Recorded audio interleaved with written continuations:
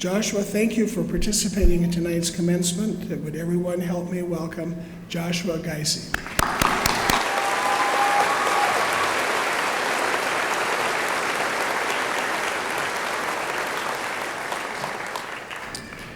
Thank you very much for the kind words of introduction. It sounds far more impressive than it really was.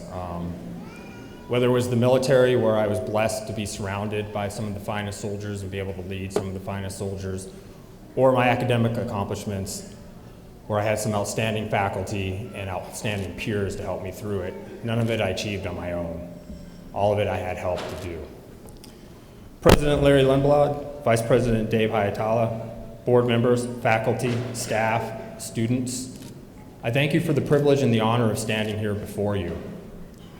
I spent a long time contemplating my return to college, whether it was sitting on snow-capped mountains in Afghanistan or the dusty deserts of southern Iraq.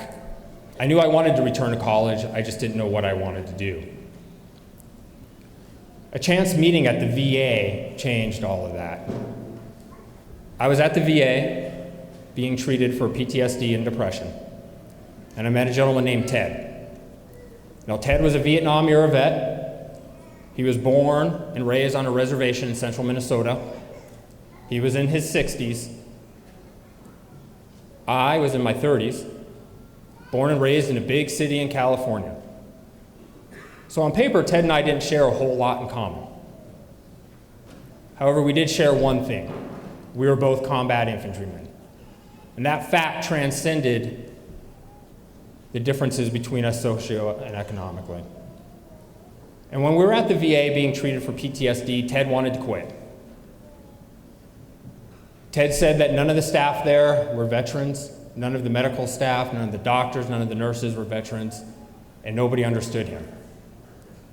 I spent a long time talking with Ted, and Ted agreed that if I'd go through the program with him, he would stay and go through it. And that's when it hit me. I love veterans. I want to work with veterans. A great place to do that is at the Veterans Administration, and why not do that as a nurse? So now I knew what I wanted to do. Unfortunately, Ted can't be here tonight. Ted survived Vietnam. Ted survived his battle with PTSD, but he was unable to win the fight against Agent Orange. But if Ted were here and you were to ask Ted, what can I do to help veterans, Ted would tell you this. First and foremost, offer them a job. 70% in a recent study of all hiring personnel that responded to this study stated they had a negative connotation or a negative impression of the interviewee if the word combat and vet came up during the interview. Number two,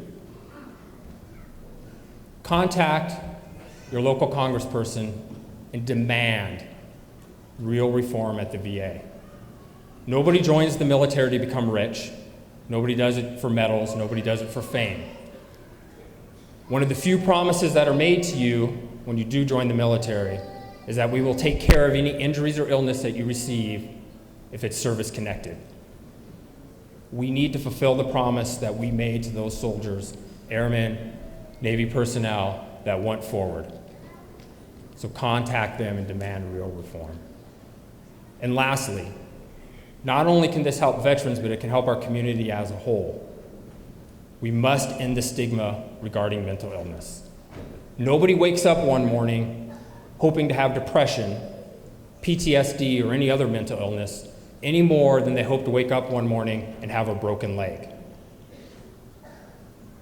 If you think globally and you act locally, you can make positive change when it comes to the stigma of mental illness.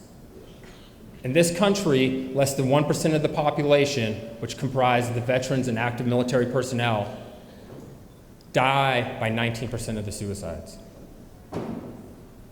We must end the stigma. It takes great courage to ask for help. Willpower, discipline alone are not enough to do it. As an infantryman, I'm trained to run towards gunfire. That takes an exceptional amount of discipline. But I could not discipline or will myself to get out of bed some days when I was battling depression. Ask for help. Now I knew what I wanted to do. I wanted to become a nurse. Unfortunately, the Army decided I needed to travel around the world a few more times and go back to the sandbox a few more times before I could do that. I came off of active duty in December of 2012, and I found out that I was going to come off of active duty in 2012 around October. And I said, I need to find a college. So I began my search. I knew I wanted to stay in this area, and I contacted Central Lakes College, and it was outstanding. They responded to all my requests. They responded to my emails. Everything was made clear and simple on what I needed to do.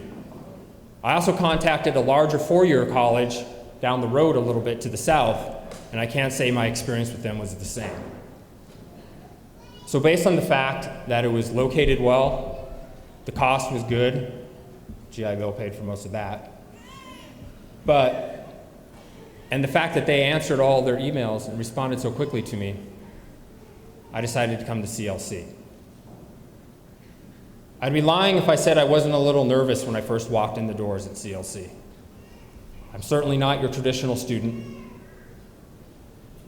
As I walked through the south doors at CLC, walking under the American flag, I walked in those doors, and the first thing there in front of me was the Veterans Center. And I said, hey, that's not too bad. And then I started to go to classes. Again, I was a little nervous. Was I going to be able to fit in? Was I going to have anything in common? And I was welcomed with open arms by instructors and students alike. And that continued through my entire academic career here at CLC. Once again, CLC showed its greatness at the beginning of this semester for me when I was very ill. I think I spent the first 12 days of the semester at the hospital, thinking there's no way I'm going to catch up with my nursing cohort. I'm going to have to take this whole semester off, take the summer off, and come back next semester. Instead, I got an email from the director of nursing, Tara Carls. It said, too easy, we have a solution for you. Let us know when you're ready to come back to class, and we'll make this work. So I thank CLC for everything that they've done for me. It's a great attitude I'll never be able to repay. I thank all the students for making me feel at home here, which doesn't happen very often for this old warhorse. And I will say to the students that are graduating with me, congratulations, go forward and do great things. And thank you very much for your time.